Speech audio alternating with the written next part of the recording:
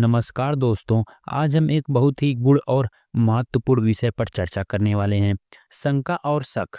अक्सर लोग इन दोनों शब्दों को एक ही अर्थ में ले लेते हैं, लेकिन क्या वास्तव में ऐसा है?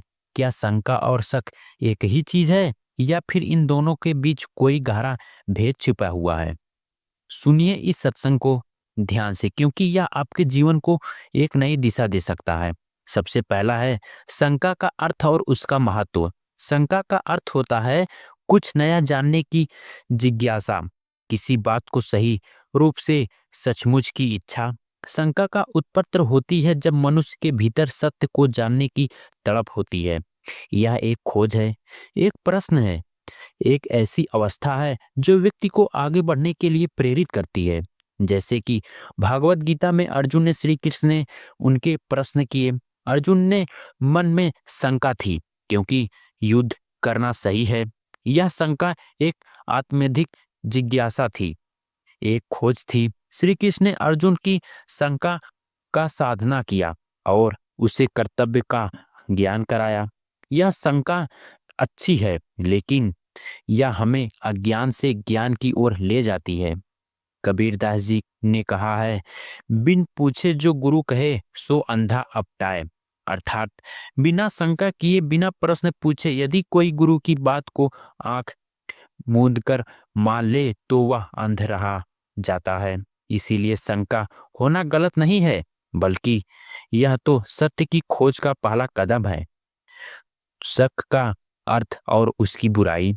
अब आइए शक के बारे में समझते हैं। शक का अर्थ क्या है? बिना किसी आधार के संदेह करना, हर चीज में दोष निकालना, बिना किसी कारण किसी पर अविश्वास करना। शक एक बीमारी की तरह है जो मनुष्य के मन को धीरे धीरे नष्ट कर देता है। जो व्यक्ति हर बात पर शक करता है वह कभी भी सत्य नहीं पहुंच पाता। वह हमेशा भ्रम में रहता है और हमेशा फंसा रहता है। शक और अविश्वास का सबसे बड़ा उदाहरण कौन है? जैसे कि रावण। रावण एक ज्ञानी था, वेदों का ज्ञान था, लेकिन उसे शक था कि भगवान श्री राम एक साधारण मानव है। उसका यही शक उसे सर्वनाश की ओर ले गया। शक से जीवन में क्या क्या बुराइयां आती हैं। शक से प्रेम नष्ट हो जाता है, पति पत्नी का संबंध हो, गुरु शिष्य का संबंध हो, यदि इनमें शक आ जाए तो वह रिश्ता समाप्त हो जाता है। शक से आत्मविश्वास कमजोर हो जाता है। जब व्यक्ति खुद पर ही शक करने लगे कि वह मैं यह कर सकता हूँ, तो वह कभी आगे नहीं बढ़ सकता। शक से व्यक्ति भगवान से भी दूर हो सकता है। जब व्यक्ति भगवान से अस्तित्व पर शक करता है तो उसकी श्रद्धा नष्ट हो जाती है। इसीलिए कहा गया है, शक की कोई सुई से विश्वास का गुब्बारा फूट सकता है। शक के बीच संतुलन कैसे बनाएं? अब प्रश्न आता है कि शक को कैसे अपनाएं और शक से कैसे बचें। सत्संग और ज्ञान प्राप्त करें। जब भी आपके मन में किसी बात को लेकर शंका हो तो उसे सत्संग और सद्गुरु से समाधान करें। शास्त्रों का अध्ययन करें, गीता, रामायण और उपदिष्टों का मार्गदर्शन लें। तर्क करें, लेकिन विवेक से। हर चीज को तर्क की कसौटी पर कसें, लेकिन हर बात पर संदेह करना शुरू ना करें।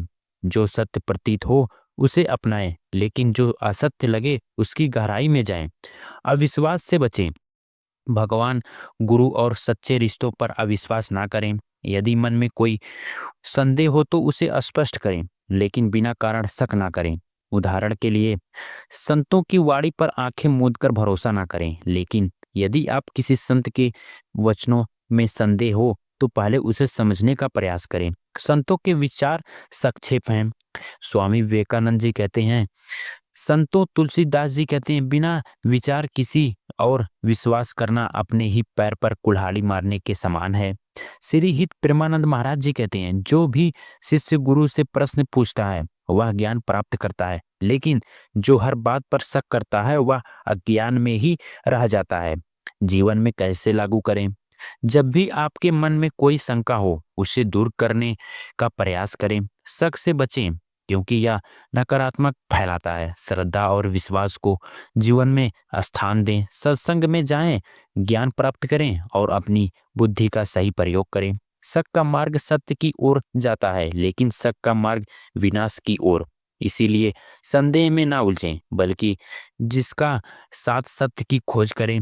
और ऐसे ही यदि कबीरदास वास्तव में एक सच्चे संत हैं तो उन्होंने राजमहल बुलाया, मैं स्वयं उनकी प्रतीक्षा लूंगा। दरबारी कबीर ने फिर से पूछा, अगर राजा निमंत्रण दिया है, लेकिन कबीरदास जी निमंत्रण से उत्तर दिया।